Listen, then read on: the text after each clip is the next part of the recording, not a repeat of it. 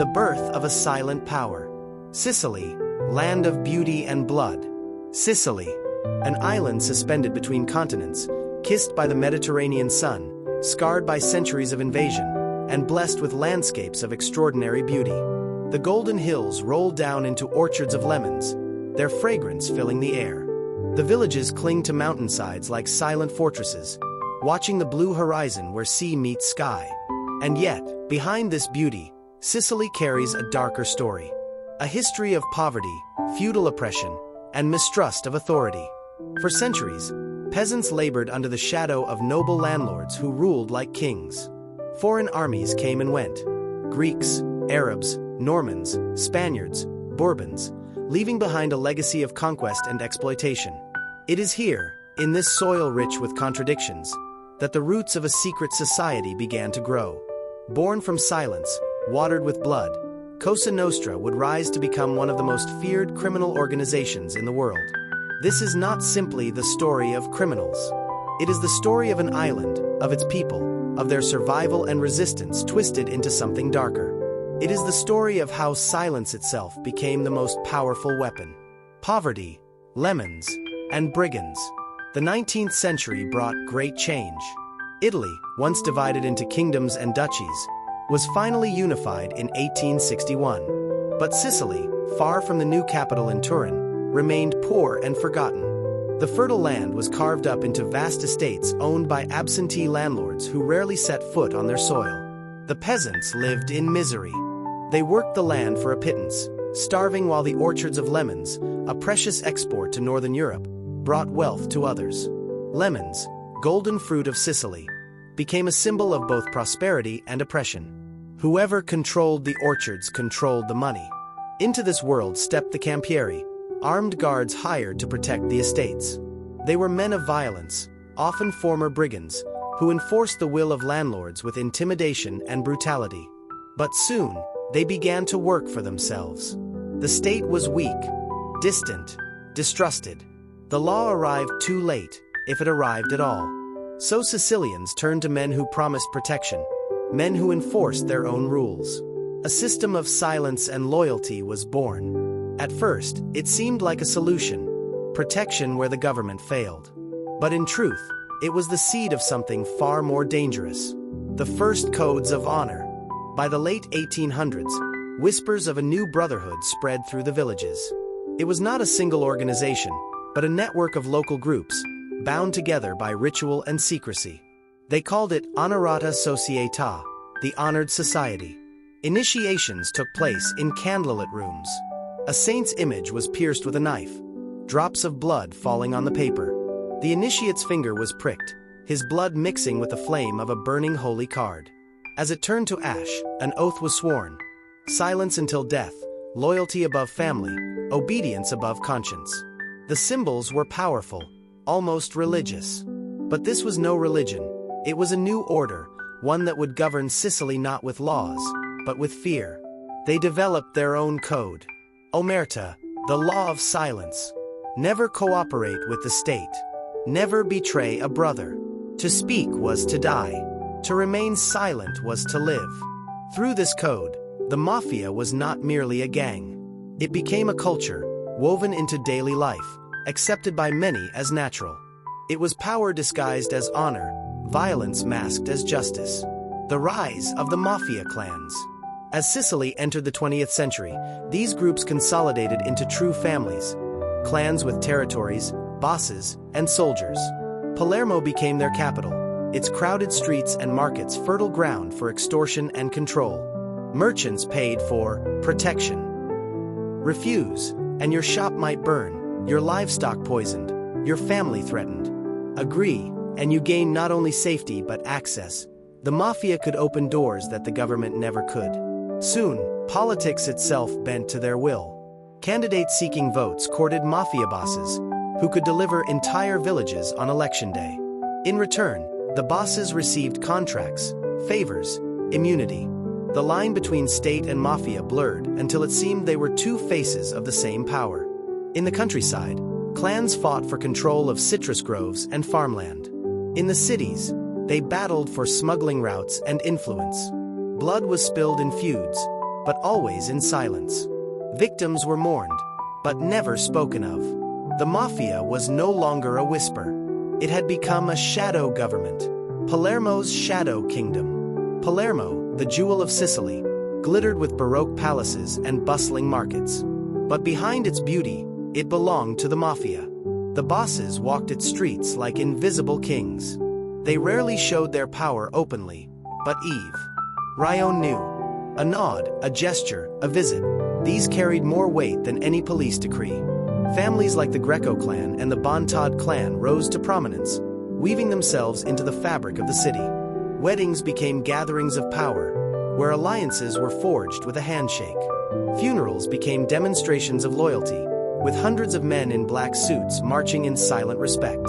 The Mafia was not only feared, it was respected, even admired by some. To many Sicilians, these men provided order where the state had failed. They were judges, protectors, avengers. But in truth, their justice was always self-serving, their protection always poisoned. By the early 1900s, Cosa Nostra, our thing, had been born. A brotherhood that claimed to defend honor but thrived on fear. A kingdom without borders, a power without crown, and yet as real as any monarchy Sicily had ever known. Blood, war, and empire. The bloody wars of the 20th century. The 20th century opened with blood. Sicily was no longer isolated from the wider world. Ships brought trade, migration, and new ideas. But for the Mafia, it also meant new opportunities to seize power. In the 1920s, Benito Mussolini rose to power in Rome. The dictator despised the Mafia, not for their crimes, but because they represented a rival authority. His regime launched a brutal campaign, sending an iron-fisted prefect Cesare Mori, known as the Iron Prefect. Villages were surrounded by soldiers, entire communities interrogated, suspected mafiosi dragged away. Thousands were arrested, beaten, and humiliated. For a moment, it seemed the Mafia had been crushed. But repression only drove them underground. When World War II erupted, and Mussolini fell, the Mafia returned with vengeance. During the Allied invasion of Sicily in 1943, American forces sought local help. They turned to men who knew the terrain, who could guarantee order in the villages. Many of these men were mafiosi. With American support, Mafia bosses stepped out of the shadows once more, presenting themselves as allies of democracy while quietly rebuilding their empires. By the late 1940s, Sicily was awash with blood. Rival clans fought bitter wars for territory. Machine guns rattled in the streets of Palermo, bodies were dumped on roadsides, and widows dressed in black filled the churches. These wars forged the Mafia into something new, more ruthless, more organized, and more ambitious than ever before. The American Connection. Across the ocean, a new world awaited.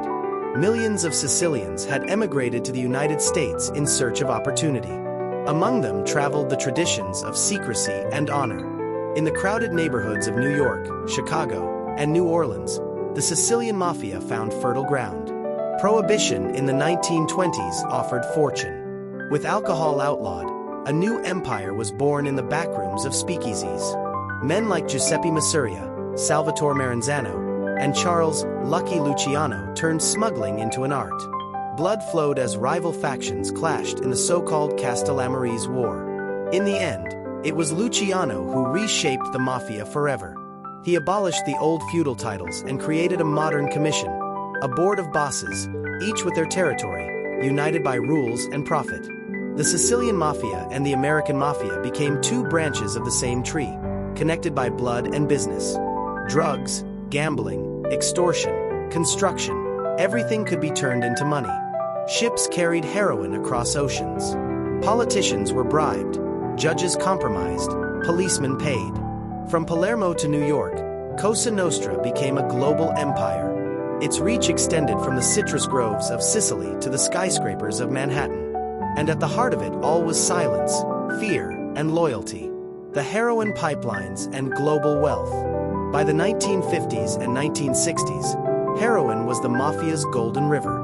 Laboratories hidden in the hills of Sicily refined the white powder, which was shipped through Marseille and onward to the United States. It was called the French Connection. Palermo became a city of contradictions. By day, tourists admired its cathedrals, piazzas, and golden mosaics. By night, suitcases of cash changed hands, deals were struck in dimly lit restaurants, and men with sharp suits and colder eyes mapped out fortunes. With the money came power. Entire industries fell under mafia control, from construction to public contracts. Palermo's skyline rose with concrete, much of it built by companies owned by or tied to Cosa Nostra. Corruption spread like ivy, reaching politicians, police chiefs, and businessmen. But heroin also brought new dangers. Addicts filled the streets of New York, sparking the attention of American authorities. Investigators traced the supply lines back across the ocean, straight into the heart of Sicily. For the first time, international pressure mounted against Cosa Nostra. Inside the mafia itself, greed and ambition sparked internal wars.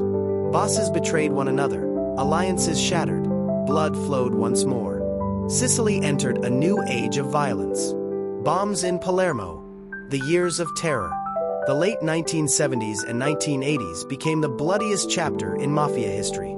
Palermo turned into a battlefield.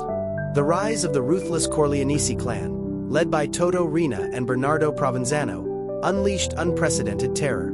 The Corleonesi believed in total domination. They slaughtered rival bosses, assassinated politicians, and murdered judges. Car bombs exploded in the streets, tearing through cars and apartment buildings. No one was safe. Journalists, policemen, even children became victims of mafia wrath. The violence was not only physical, but psychological. Ordinary Sicilians lived in constant fear. At night, they heard the echoes of gunfire. In the morning, they saw bloodstains on the cobblestones. And yet, silence reigned. Few dared to speak. It was during this time that a new generation of anti-mafia magistrates rose. Men like Giovanni Falcone and Paolo Borsellino. They studied financial trails, collected testimonies from pentiti, mafia defectors, and built the most ambitious case in history. But Cosa Nostra was watching. The bosses knew that their greatest threat was not armies or police, but truth itself. And for truth they would kill. The trial of eternity. Falcone and Borsellino, heroes against the silence. In the heart of Palermo, two men emerged as beacons of courage in a land paralyzed by fear. Giovanni Falcone and Paolo Borsellino, childhood friends turned magistrates, refused to bow to the mafia's shadow. They were sons of Sicily, born among the same streets ruled by silence, yet they chose a different path, a path of justice. Falcone revolutionized the fight against Cosa Nostra. He followed the money, tracing the labyrinth of bank accounts and shell companies that hid the mafia's fortune. Borsellino worked beside him, gathering testimonies, building networks of trust among informants. Together, they formed a partnership forged in danger and hope. Their offices became fortresses. They lived under constant police protection, their families threatened, their lives confined to armored cars and hidden apartments. But their determination only grew stronger. In 1986, their work bore fruit. For the first time in history, the mafia was brought to trial on an unimaginable scale. The Maxi trial and the fall of bosses. The court was built like a fortress, a colossal bunker designed to withstand bombs and bullets. Inside, cages of steel held hundreds of accused mafiosi, from low-level soldiers to feared bosses. It was called the Maxi trial. For 2 years, testimonies echoed through the chamber. Pentiti like Tommaso Bassetta revealed the inner workings of Cosa Nostra, the codes of silence, the rituals of initiation, the hierarchy of bosses, underbosses, and capos. The myths were stripped away, replaced by cold truth. In 1987, the verdict shook Sicily.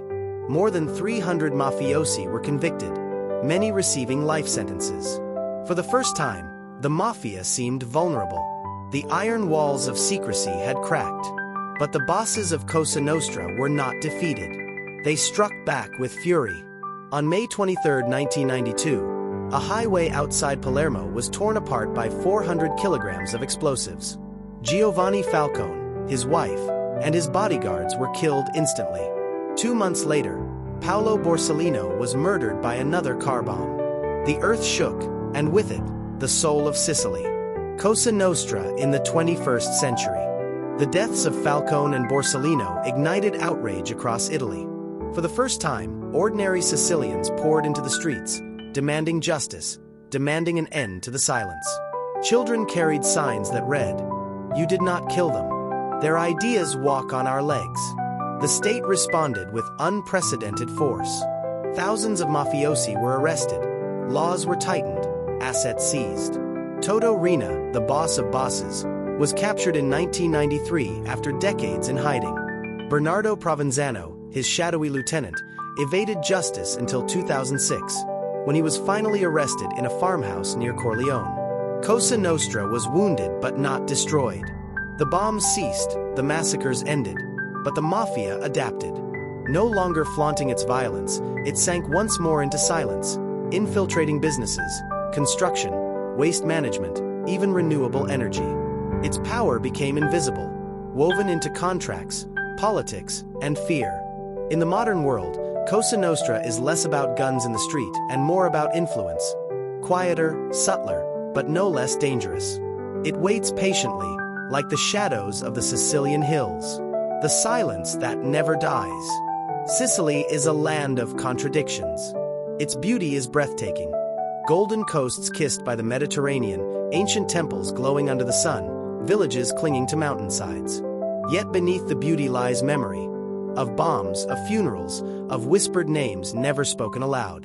Cosa Nostra is not just a criminal organization. It is a culture of silence, an ancient pact of fear. It is the shadow at the edge of the vineyard, the hand behind the politician's smile, the unmarked grave on the outskirts of town. But it is also a reminder of resistance. The courage of Falcone, Borsellino, and countless others lives on. Their sacrifice proved that even in the darkest silence, voices can rise. The story of Cosa Nostra is not over. It continues in secret meetings, in coded gestures, in deals made in whispers. It is a story of power and blood, silence and defiance, that belongs not only to Sicily, but to the world. For the Mafia is eternal only if silence endures. And Sicily still listens, caught between fear and hope, between shadows and light.